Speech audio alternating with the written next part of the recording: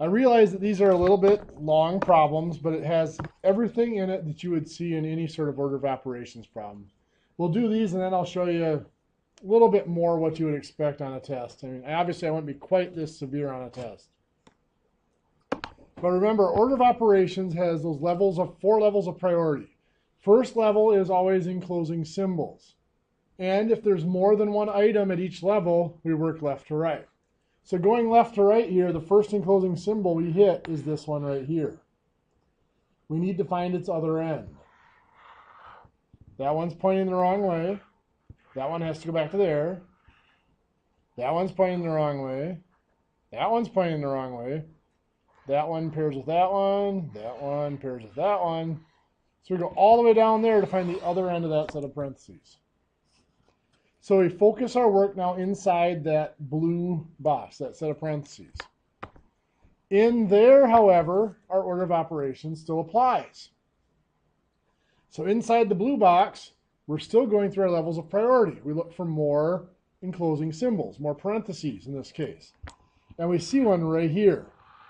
Its other end is right there. So now we can narrow our focus to that red box. In there, we go through our levels of priority, order of operations. No enclosing symbols, no exponents, no multiplication or division. We only have subtraction. 7 minus 4 is 3.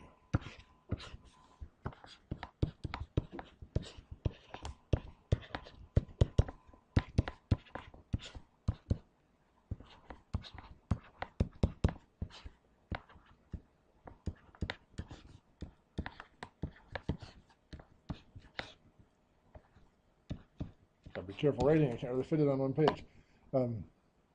So I replaced the 7 minus 4 with the 3. And now what's inside that parentheses is down to a single number. So I don't need the parentheses anymore. So I can get rid of the parentheses. So that red box, or that set of parentheses, is gone. We've completed it. So I'm back out to that blue box, that outer set of parentheses. Inside there, I work left to right looking for more enclosing symbols. And I hit one right there.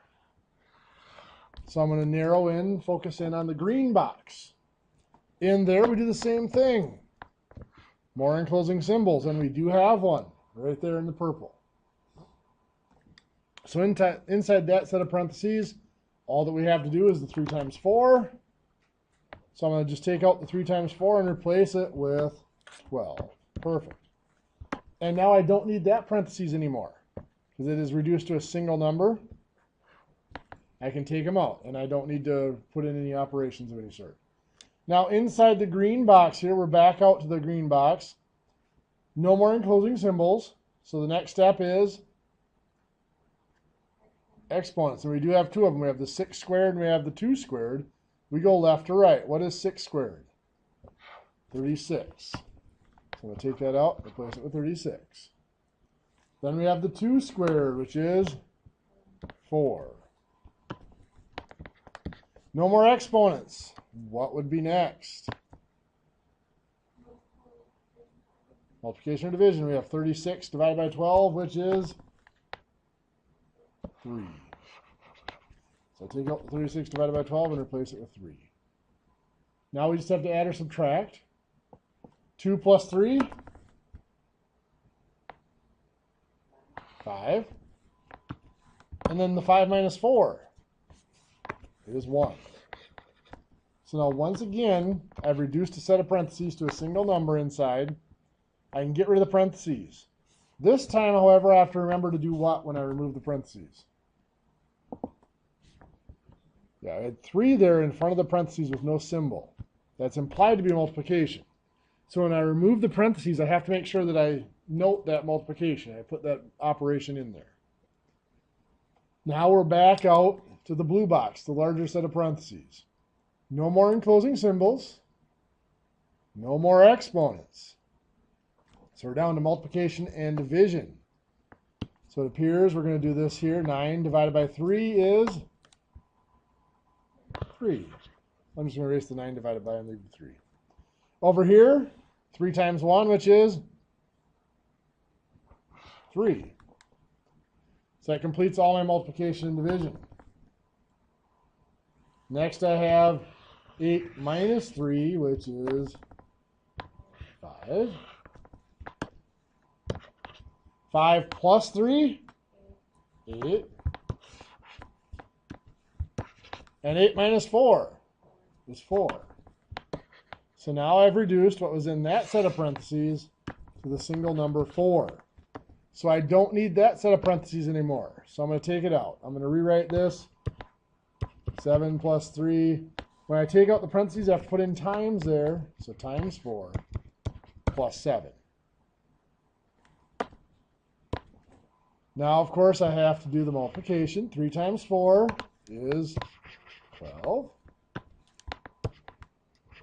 7 plus 12, 19. And 19 plus 7 is 26. Anybody have 26? No? Everybody see where you made your mistake? The biggest mistake I'll see people make on this is 7 plus 3 is 10 right away. And of course, that can't be done. Remember, that 3 has 2 operations going on. It has the addition, but it also has multiplication. Multiplication has a higher priority. That 3 cannot be added until it does the multiplication. Like I said, I won't be quite that mean to you on a test or a quiz. Well, on a test. We don't have quizzes in here for the ITV. Number 2. This one's a little bit easier. Remember, this line across here is called a fraction bar. And while it is telling us to divide, it is also an enclosing symbol. It's telling us to do everything that's on top first, then do everything that's on bottom, and then we're going to divide. So let's look at the top.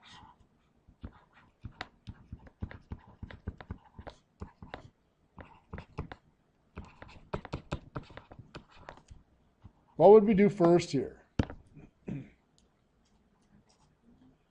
Well, we actually have an enclosing symbol.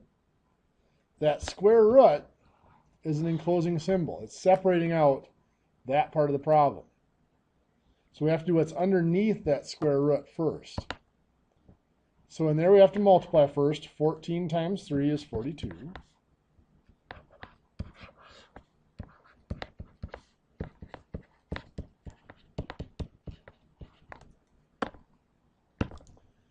Then we have to do the 7 plus the 42 is 49.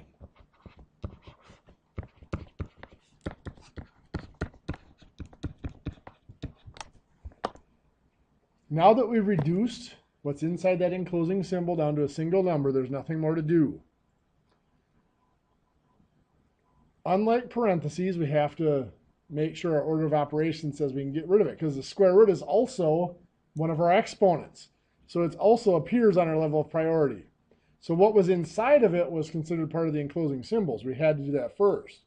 But now doing the square root itself goes back into the exponents for the level of priority.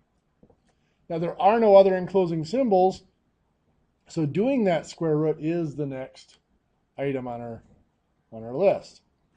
So the square root of 49 is 7.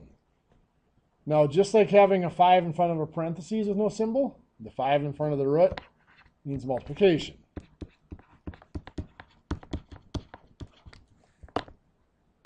We have another exponent to do. 6 squared, 36. Now we have our multiplication and division. 5 times 7 is 35.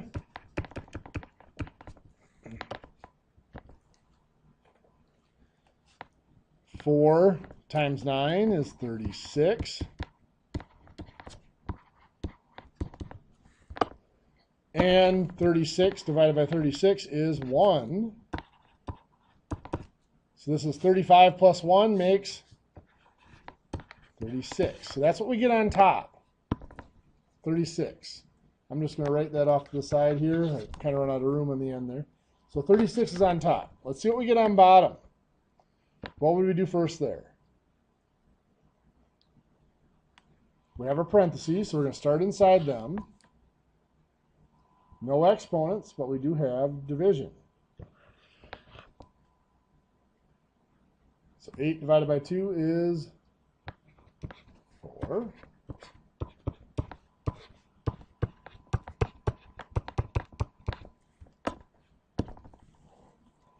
Now we got to finish off inside the parentheses. 11 minus 4 is 7. I'm going to combine this here. We've reduced what's in the parentheses to a single number, so I'm going to take them out, remembering to put in that multiplication in front.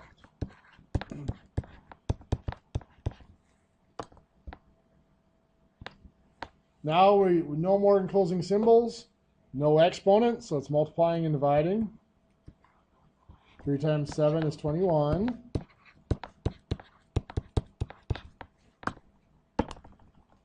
Three times 12 is 36.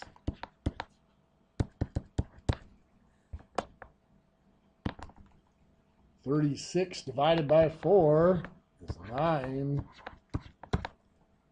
And 21 minus 9 is 12. So on bottom we get 12. Had 36 on top.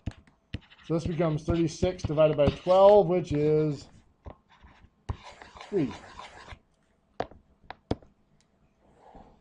Now those were kind of extreme problems. If you were going to take a test, what would I possibly put on there for problems?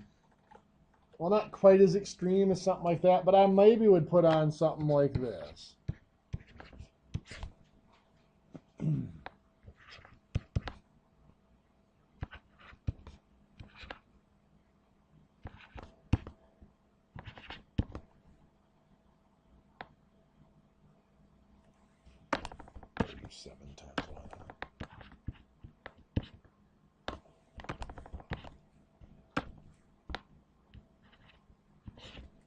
The hamster's moving a little slow today, so sorry if I'm erasing and redoing some of my examples. Usually I can throw them out there pretty quick.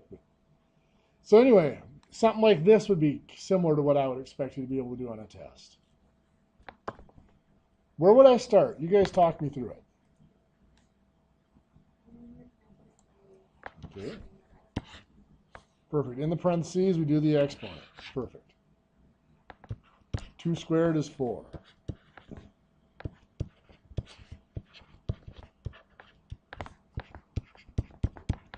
So we replace the 2 squared with the 4 and nothing else changes. What would be next?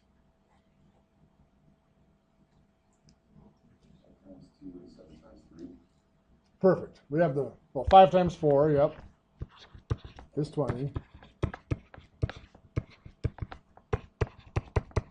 And then we have to do the 7 times 3.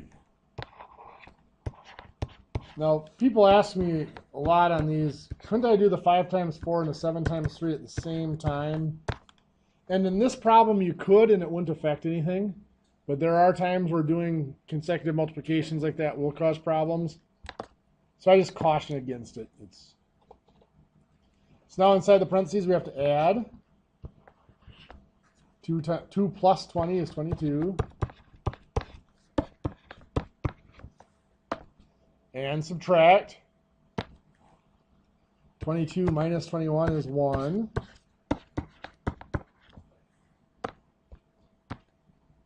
And now we have just one number in our parentheses, so we're going to get rid of it.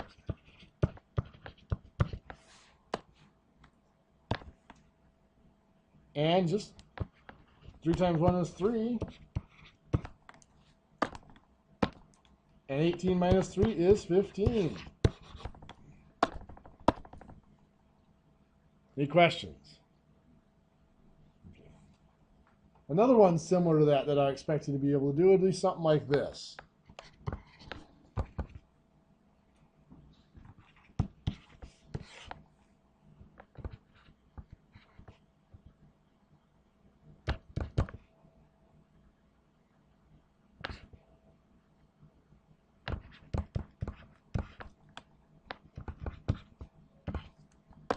You know, something similar to this I'd expect you to be able to do. So on the top of this, what do I have to do first? multiplication. 3 times 6 is 18. I'm going to go up with it here just to save some space. So then all I have left is 18 plus 18. Can I have you guys shut the door there so we can get rid of the hallway noise? Thanks. 18 plus 18 is going to make 36. Thank you. It's going to make 36 there. So now I have 36 on top. Now I proceed to the bottom. Parentheses, 7 minus 2 is 5, and I'm going to take out the parentheses. No need to put in any multiplication because we already had operations on both sides of the parentheses there. Now I have the exponent, 5 squared, 25. The division, 25 divided by 5 is 5. And now all we have left is our addition of 5 plus 1 is 6. So we've done everything on top, we've done everything on bottom, we have to divide. 36 divided by 6, 6. Any questions? If it, I guess the answer is like 5 on top and like 11 on bottom, does that be at 5 and 11? Yeah, and that's if we don't have one that divides out nice and even like this, how would you handle it? Well, yeah, remember division and fractions kind of are interchangeable. So let's say I did come up with one that had, maybe like 28 on top and 6 on bottom. Doesn't divide out evenly. Well, we can just treat that as a fraction and reduce it. 28 over 6 is 4 and 4 sixths, or 4 and 2/3. Just treat that as an improper fraction and reduce it down.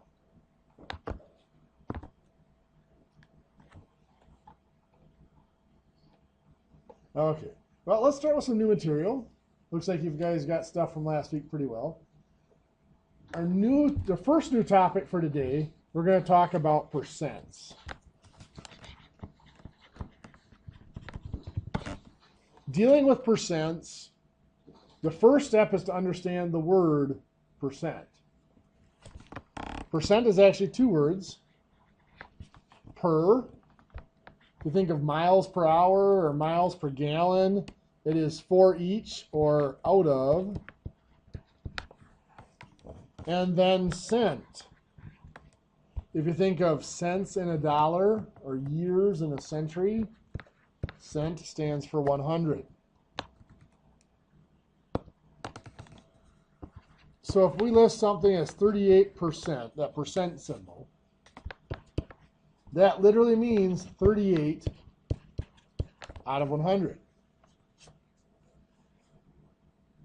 In the next unit, we'll talk about ratios more. Percent is really nothing more than a standard ratio, where it has a denominator of 100, or always out of 100. So to convert our percent into a fraction, it's really that simple. We just put it over 100.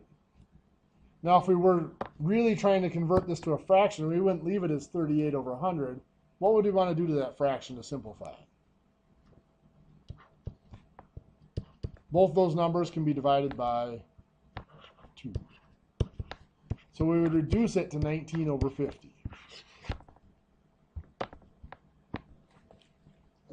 So let's try to turn some percents into fractions. Let's do 64%. What's that going to be as a fraction? We'll start out as 64 over 100. And both of those numbers can be divided by 2 will work. Gives me 32 over 50. And then, yes, somebody said 4 there. We could have divided by 4 to begin with. But we'll just divide by another 2 here. Get 16 over 25.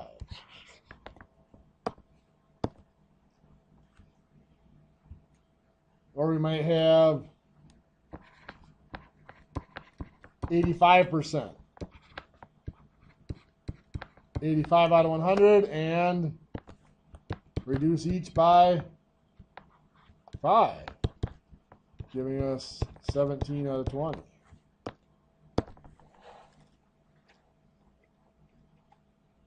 What happens if I have 230%? Careful. A percent is always out of 100. So that's still 230 out of 100. They might be looking at that thing, well, that's an improper fraction. It's bigger than 1. Yeah, remember, 100% is the whole thing. It's 1. Exactly. So anything bigger than 100% is going to be bigger than 1. So there's going to be a whole number here. So I could either reduce this and then change it into a mixed number, or because it's easy for me to take out hundreds, I'm going to turn it into a mixed number right now. 100 goes into 230 how many times? 2, and there's 30 left over. 30 hundredths. So then the next step then is to reduce the 30 over 100. Both of those can be divided by 10 because you got zeros on the end. You can divide by 5 and then 2. That works. I'm going to take the lazy way here. 30 divided by 10 is 3. 100 divided by 10 is 10. Am I done? What have I forgotten to do so far? Got to remember to keep the 2 on. The biggest mistake I'll see on those for any group is they reduce the fraction, they forget the whole number portion. You know, I mentioned last week a little bit about before you put things in the calculator, estimating a bit to have an idea of what you think that answer is going to be. Here's an example of this. I know that anything over 100% is more than 1. So when you convert that into a fraction, if you get an answer that's not more than 1, you know you've done something wrong. The first big mistake that students will make on this is exactly what you did. That, oh, there's an extra digit, I'm going to put it over 1,000. Now, you can't do that because then it would be less than 1. The second big mistake is like what I showed you here, forgetting to keep that whole number as we start to reduce.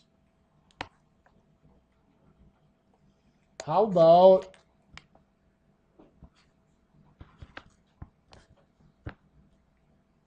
well, let's do 18.6%. How do I change that into a fraction? Well, 18.6%, just like any other percent, is 18.6 over 100. But we don't like having decimals within our fractions.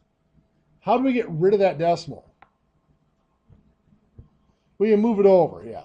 And technically what we're doing is we're multiplying by 10 to make that 186. If there were 2 decimal places, we would multiply by 100, right? So if I multiply the top of a fraction by 10, I have to multiply the bottom of the fraction by 10, which does make that 1,000.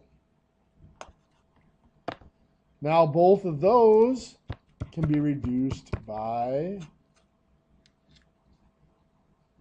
186 can be divided by, they're both even. Let's do 2. 186 divided by 2 is 93. 1,000 divided by 2 is 500. 93 can only be divided by 3 and 31. Can 500 be divided by either 3 or 31? No. So that's it. 93 over 500.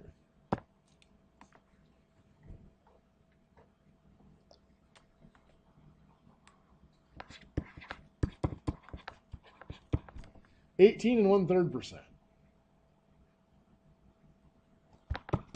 Well, that's going to be 18 1/3 over 100. We don't like having fractions inside our other fractions either. Just like having decimals inside our fractions was no good. We have a couple of options for handling this. Some people will look at this and say, hey, my denominator here is 3. So if I multiply by 3, it's going to get rid of the fraction.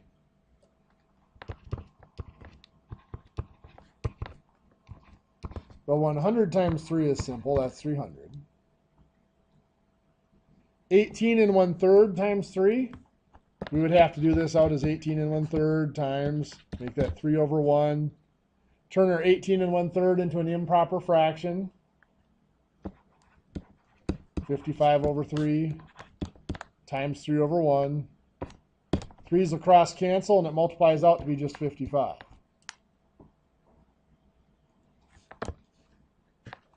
Now that we've got rid of the fractions, we still have to reduce this. Both of those can be divided by 5 to give us 11 over 60.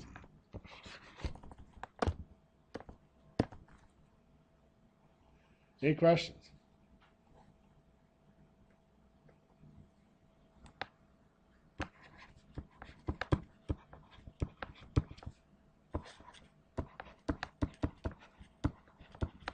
I want you guys to try these two in your notes quick. Convert those into fractions, those percents into fractions.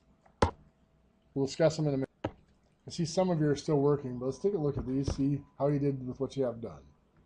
So 37.5% is 37.5 over 100. What do we have to do with it? Move the decimals, multiply by 10. So we have 375 over 1,000.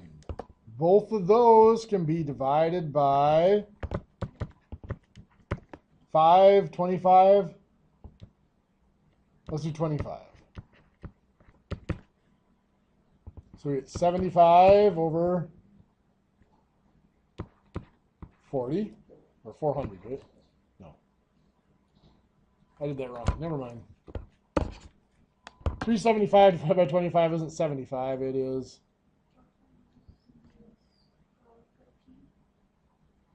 15. There you go. 15 over 40. And now each of those can be divided by 5. You got it. So we get 3/8. Any questions on that one? 67 and 1/2. Percent becomes 67 and 1/2 over 100. Now some of you may have saw that, well, that's just a half. I'll just change it to 67.5 and do it just like the first one. That's fine. But what if it's 2/3 or something like that where it doesn't work out well? So anyway, 67 and 1/2 over 100. I could multiply it, like here I multiplied by 3 to get rid of the fraction. Here I could multiply by 2 to get rid of the fraction. I'm not going to do out the fraction multiplication. 100 times 2 is 200.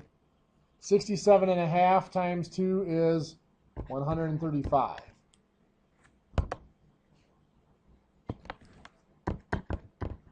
Both of those can be divided by 5. 135 divided by 25, or 135 divided by 5 is 27. 200 divided by 5 is 40. 27/40.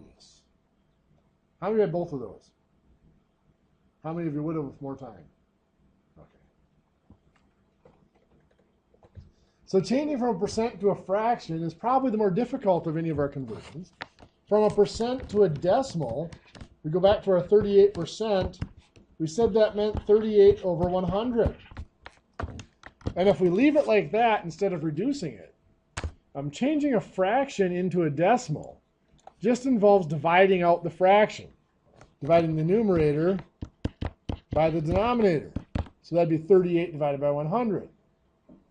Well, dividing anything by 100 just moves the decimal point. 38 divided by 100 is 0.38. It moves our decimal point over 2 spots. So changing a percent into a decimal is always going to involve dividing by 100. So it's always going to be just moving that decimal point over 2 places.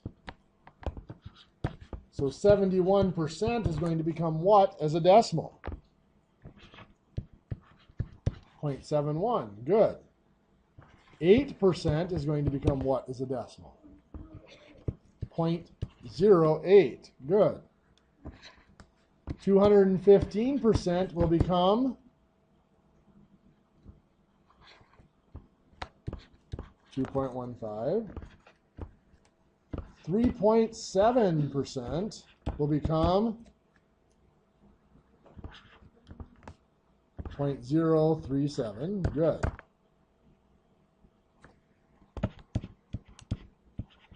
Be a little bit tricky. 1/4% is going to become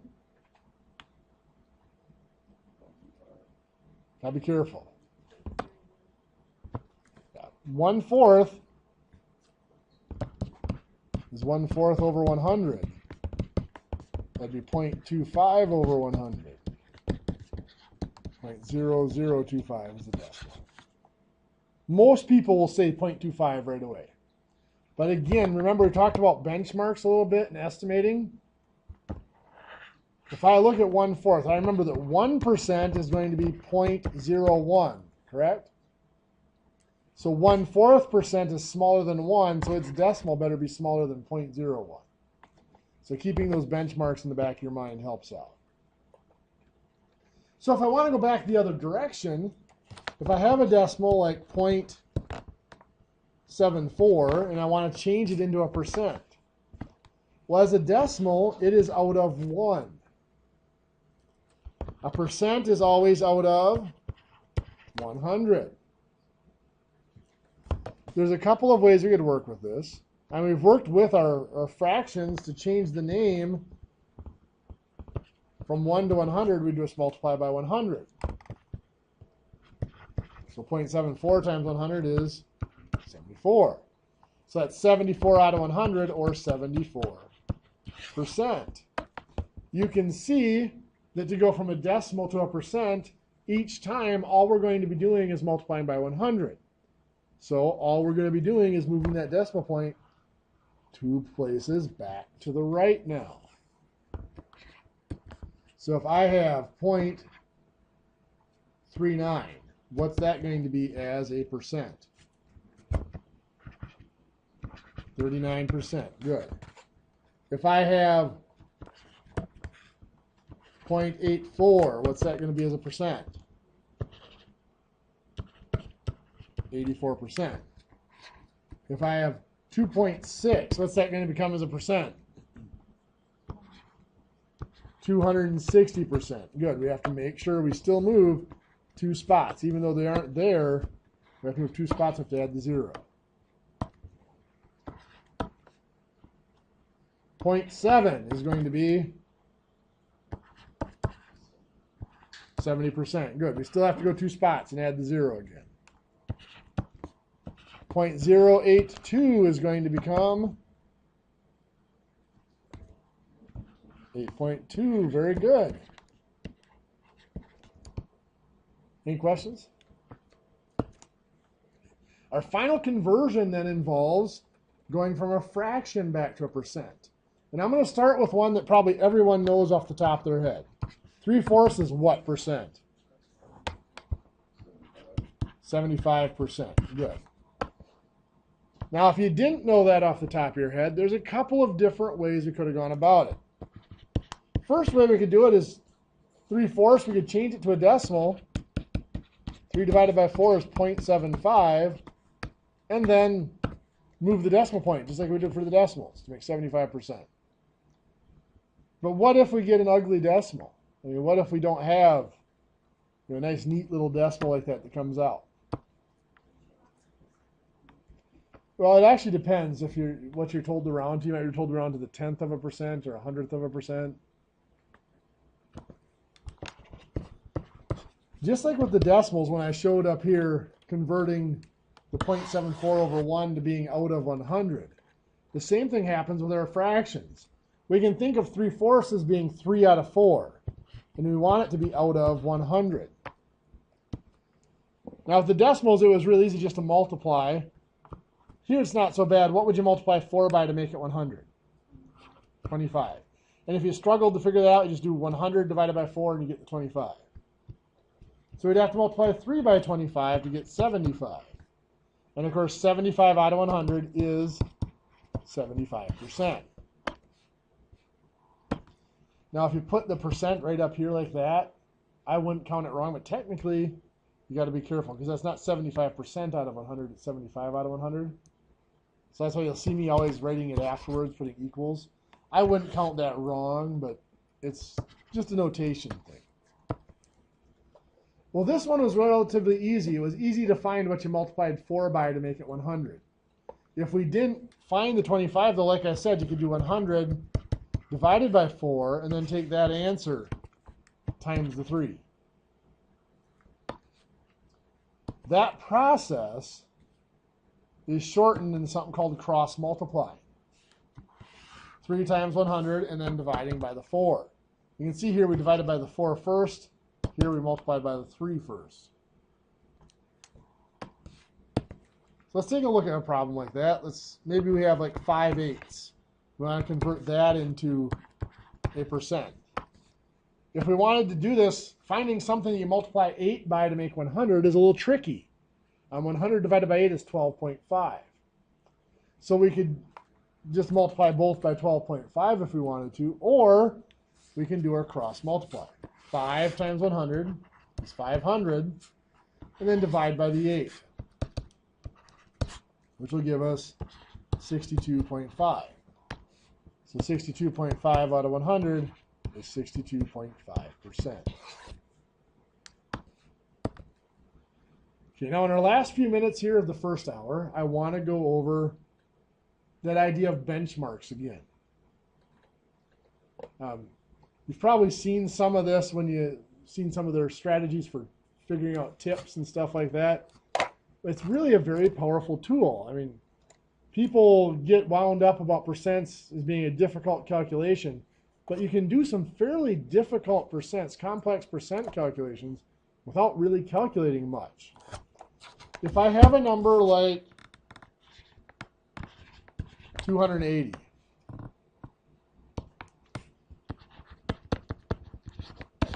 if I want to find 10% of that, what's it going to be?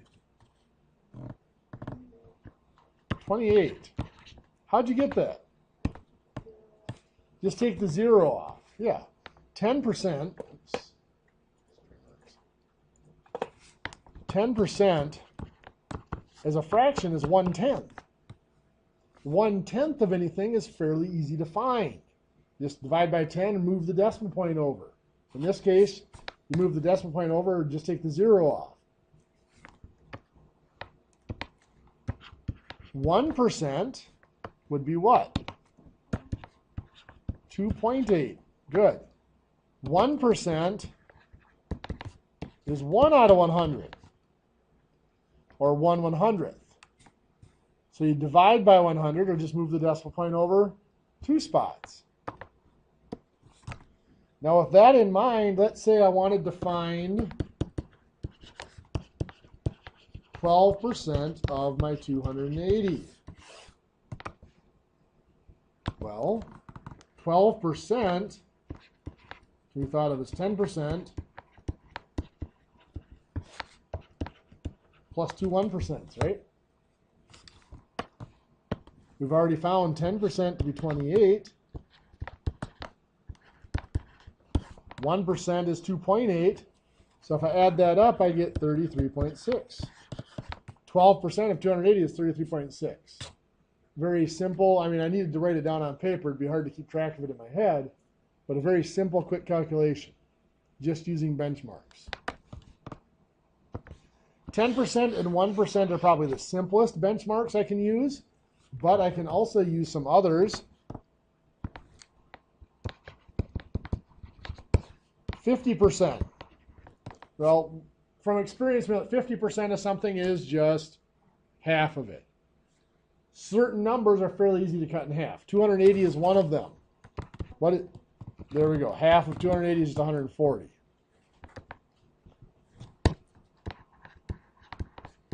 So 50%, you just cut something in half. 5% can be just as easy to find.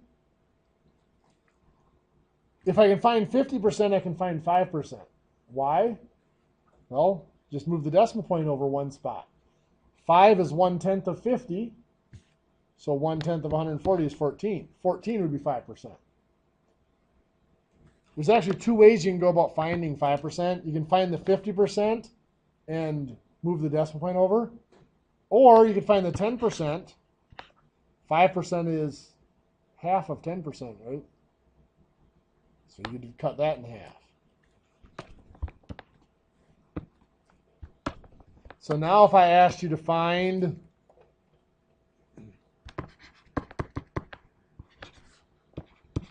49% of 280. Here I ended up adding percents together. Here I'm going to do this. I'm going to take 50%. I'm going to subtract 1% from it.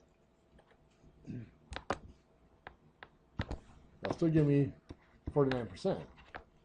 50% was 140, and I'm going to subtract 2.8, which will give me 137.2, 49%. I could do similar strategies to find 45%. It'd be 50% minus 5%, 40%, 50 minus 10, 60%, 50 plus 10. A lot of percents I can find fairly quickly. Now some would be rough, like 38% might require a lot of calculation, but it's still relative. You can do some pretty complex calculations here without doing a whole lot of in-depth calculating. Okay, that's enough for our first hour. Let's take our break. We'll come back. We'll start lecturing again at 11:30.